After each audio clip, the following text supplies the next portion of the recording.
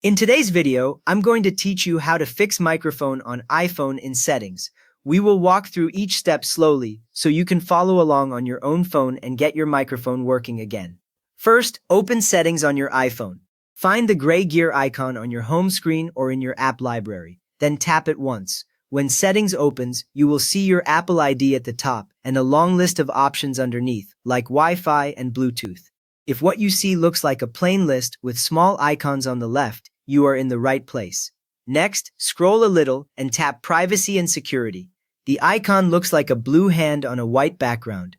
When you tap it, the screen changes to show a list of permission categories, including location services, contacts, photos, and more. Privacy and Security is where iPhone controls which apps can access sensitive hardware like your microphone and camera. Now, tap Microphone. It is usually a few rows down on this Privacy and Security page.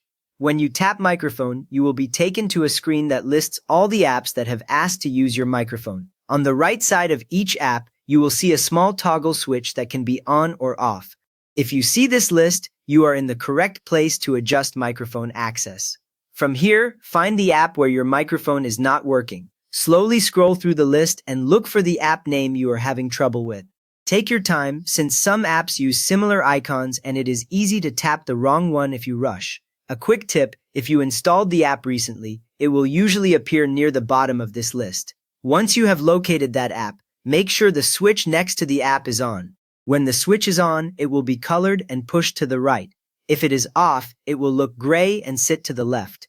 Tapping the switch instantly changes the permission. There is no extra save button. If the switch was already on, toggle it off, wait a second, then turn it back on again, which can refresh the permission. After adjusting the permission, close and reopen the app. Double-check the app is not still running in the background before you open it again. When you relaunch it, some apps will briefly ask for microphone access once more. If that happens, choose to allow the microphone so the app can hear you.